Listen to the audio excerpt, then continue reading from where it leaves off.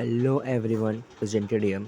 सो आज हम आए हैं एक और इन्फॉर्मेशन बुलेटिन लेके ऑफ बनारस हिंदू यूनिवर्सिटी। ये वीडियो हेल्पफुल रहने वाली है वो सारे कैंडिडेट्स के लिए जो टारगेट कर रहे हैं बीएचयू को। बीएचयू एक one of the largest central university है हमारे इंडिया की and one of the oldest university है। तो इसने अपना इन्फॉर्मेशन बुलेटिन जो है वो बता दिया है कौन कौन से सब्जेक्ट रिक्वायर्ड हैं पर्टिकुलर कोर्स के एडमिशन के लिए। तो हम स्टार्ट करते हैं, एक एक सब्जेक्ट के बारे में हम लोग डिस्कस करेंगे। सो लेट्स स्टार्ट करते हैं। तो कौन कौन से सब्जेक्ट हैं? The candidate who is seeking admission for the programme of BHU to appear in a following subject. ये सब्जेक्ट में आपको होना ज़रूरी है अपने बीएचयू में, बनारस हिंदू यूनिवर्सिटी में होने के लिए। और यहाँ पे सब्जेक्ट के साथ साथ आपका कोड भी दिया गया है। तो जैसे name of the faculty of arts, ये आर्ट्स के लिए आपके पास इंग्लिश होना, इंग्लिश या हिंदी होना, यानी कि एक लैंग्वेज होना जो है वो मैंडेटरी है। एक लैंग्वेज आपको होना मैंडेटरी है और साथ में आपका जनरल टेस्ट। तो ये जो लैंग्वेजेस हैं ये आपके मैंडेटरी हैं। साथ में आपका अगले अगर हम आर जी एस सी पे आएँ तो आर जी एस सी पे आपका क्या बोला है, वहाँ पे भी R G S C B voc के कोर्सेज़ के लिए, B voc in retail management and logistic management के लिए भी आपका इंग्लिश एंड इंग्लिश या फिर हिंदी कोई भी एक लैंग्वेज, साथ ही साथ आपका एक जनरल टेस्ट होना भी ज़रूरी है। ये सारे कोर्सेज़ के लिए हैं। और वैसे आप सारे कोर्सेज़ को देख सकते हैं, एक एक कोर्सेज़ का इंफॉर्मेशन दी गई है।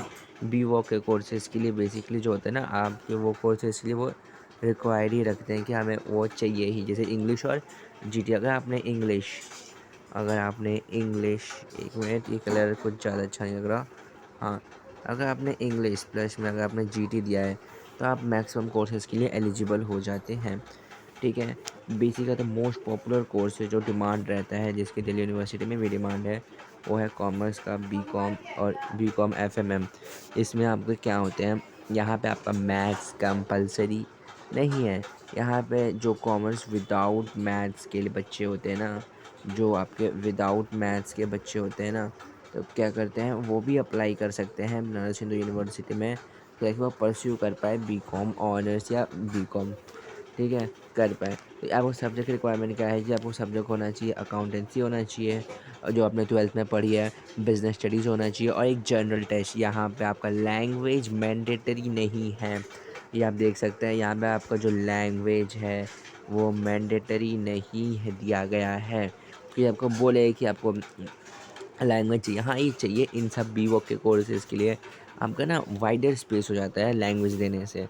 मगर जब का इफ़ आप पर्टिकुलर यूनिवर्सिटी आप बीएचयू को टारगेट कर रहे हैं तो यहाँ पे आप देख सकते हैं लैंग्वेज मैंडेटरी नहीं दिया गया है। साथ में बी ए एलएलबी के लिए आपका लैंग्वेज चाहिए और आपका जनरल टेस्ट चाहिए ही बी ए एलएलबी करने के लिए फैकल्टी ऑफ लॉ से। ठीक है।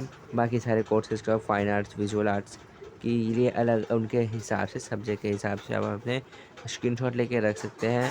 और आपको याद रखना, आपको सीयूईटी में सीयूईटी में देना, सीयूईटी में जो है वो आपको करना चाहिए। और जो इसका ऑफिशियल होता है ना, या कट ऑफ और मेरिट वाइज लिस्ट निकलती है, यानी कि फर्स्ट कट ऑफ में बच्चे सिलेक्ट होंगे तो यहाँ पर नोट दिया गया है, the final admission of the merit for these courses will have both CUT UG and a practical examination conducted by BHU।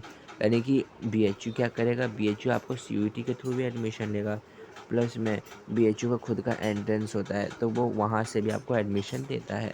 अभी दोनों में से किसी एक में क्वालिफाई हो जाएंगे तो आपको सीट जो है वो बनारस हिंदू यूनिवर्सिटी में मिल जाएगी।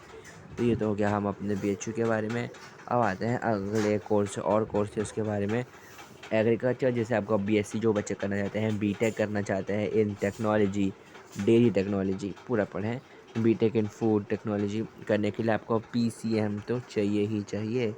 पीसीएम तो आपको चाहिए ही चाहिए, कहीं कहीं आपको पीसीबी भी चाहिए। तो ये कुछ कोर्सेज हैं जिसमें आपको चाहिए, क्या चाहिए, आपको पीसीएम चाहिए। पीसीएम होता है, पीसीएम में जैसे साइंस के कोर्सेज हैं, बेसिकली ये दोनों आपके साइंस बैकग्राउंड से रिलेटेड आ जाते हैं। ठीक है, ये दोनों कोर्सेज हैं आपके साइंस बैकग्राउंड से रिलेटेड।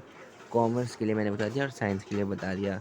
अब हम आते हैं अपने जो इम्पोर्टेंट चीज़ जो मैं आपको इस वीडियो में आपको डिस्कस करने वाला था वो ये है, देखिए, इस वीडियो में जो मैं आपके लिए डिस्कस करने वाला था वो क्या है, वो ये है, इन केस अगर आपके जो मार्क्स हैं वो इक्वल होते हैं, in case of the equal marks of the CUT, जो कैंडिडेट्स हैं अगर आपके मार्क्स जो हैं वो इक्वल आए हैं तो क्या होगा, the preference will be given to the candidate जो उन्होंने हायर मार्क्स स्कोर किया हुआ है। In case of the BSc को द एग्रीगेट मार्क्स लिया जाएगा। ठीक है, इन केस कैंडिडेट है इक्वल मार्क्स जो होंगे, कैंडिडेट का मतलब मार्क्स को प्रेफरेंस दिया जाएगा। अगर मानो ए बच्चा है बी बच्चा है, दोनों के नंबर इसके मानो इसके भी 50 हैं और इसके भी 50, इसका दोनों को एक ही तरह से रखना ही, इनकी कैटेगरी, इनका जो कैटेगरी बनेगा, देखो मानो कि ये एक ए है और ये एक बी है, इसके भी 50 नंबर हैं, इसके भी 50 नंबर हैं, तो क्या दोनों का एडमिशन मिल जाएगा? जी नहीं, इसका कैंसिल हो सकता है, इसका एडमिशन हो सकता है। क्यों? क्योंकि ये आ गया आपका जनरल, और जनरल में 50 नंबर बहुत कम होते हैं, और ये आपका ओबीसी या फिर आपका और कोई एससी एसटी के लेके आ गया, ठीक है, और कोई कास्ट से आ गया, तो इसका एडमिशन तो हो जाएगा लेकिन इसका नहीं हो पाएगा। तो ये बेसिकली ये कैटेगरी का डिफरेंस होता है जो हमेशा रहता ही है।